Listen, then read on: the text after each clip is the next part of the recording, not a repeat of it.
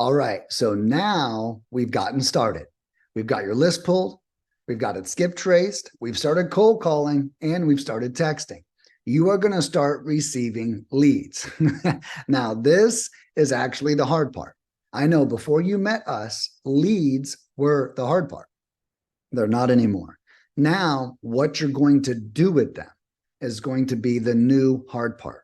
I recommend that you have an entire system created so you can do this the best. I'll also share with you, my clients in the beginning have this amazing strategy where they will actually print out all of our leads and put them in a binder. And then they will take notes on the printed sheet.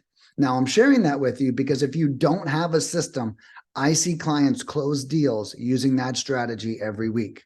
Print the lead, take the notes, call the lead, take the notes, all on the page that the lead was printed on. Very simple and very easy. And it's a great place to start. Okay. So when in doubt, Nick, I don't have a CRM, I don't have that. Fine. That's a perfect strategy. Now let's talk about exactly what you should do when you receive a lead. Now, the first thing you should do is if you get a lead, read all of the notes, all of them. And no matter what the notes say, you need to call that lead, no matter what the notes say. So don't let anything you read discourage you. Okay, this is just the first time we've ever spoken to them on the phone. We don't have an incredible relationship. We don't know if they're bullshitting or telling the truth or putting up their guard or anything like that. Now, this is where you come in. We got them to say yes. We got them to answer some questions. We sent you the lead. Read the entire notes and try to call the lead within 1 hour of receiving it. Okay, and if you're doing houses, it should probably be within 20 minutes of receiving it because housing is that fast. Okay. Now, if you're doing land, I think 1 hour, honestly, maybe even 24 hours might be okay. But I will say the faster we call this lead back, the better chances we're going to have of getting them on the phone. That is what is extremely important. We want to get them on the phone. And the reason why we know that is because they just answered our call and we called them from a strange number. So we already know they're in the mood to answer strange phone numbers. Okay. So just something to consider there. As soon as possible, you call that lead. Now, every lead is worth 2 to 5 minutes of your time. Okay. If the person's cussing you out, hang up on them. Don't give that person any energy. Totally agree. Now, if they're not cussing you out and the call's going good, I would never hang up the phone. Remember, this is all about the relationship. And you're going to want to make sure they like you. The more they like you, the less you're able to buy the property for. Remember that. So it's your job to get them to like you as much as possible in a shortest period of time.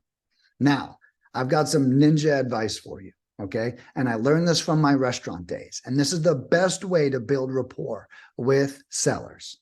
Now, there's 3 kinds of people on this planet. There's fast, there's friendly, and there's exact. Now, what you need to do is find out which one of those this seller is. If he's like, now, guess what? That guy's fast. If he's super chatty, hey, man, how's it going? How's your grandma? How's your family been? Guess what? He's friendly. And if he seems like he's doing everything down to the decimal, well, that guy, he's exact. You need to speak their language. Fast people don't care if you're friendly or exact. Friendly people don't care if you're fast. Exact people don't care if you're friendly. Think about that. Okay. So you want to speak their language. So find out by observing them. Are they fast? Are they friendly? Or are they exact? And then you show up that exact way to support who they are in their core. Now, this will allow you to get way further in the process. So houses, for example, is often a slower process, right? You might find people more friendly and exact in the housing process because it does take time and we do need to do our due diligence. There's a lot to inspect. There's a lot to talk about. Now, houses, we've learned people are very fast in that. Now they want it and hey, yeah, send me an offer. And I also recommend that you match the seller's pace. If the seller is in a rush, they're going to let you know. But if they're not in a rush, they're just not going to bring it up. So don't rush them. Do not try to make them meet your timeline. That is how you're going to scare them for sure. And an example is a seller is a lot like a deer in the woods. If you walk slowly up to that deer, there's a chance you're going to get close to it. If you run up to that deer, you're going to spook it and you're never going to see it again. Don't do that to your sellers. You want to move at a slower pace until they give you the green light to move faster. You can never go wrong that way, but make sure you're paying attention. So let's just recap real quick. Call them within 30 minutes to an hour. Be friendly and find out which kind of personality type they have. Fast, friendly, or exact. Make sure you meet their timeline and you pace it at whatever they are expressing to you.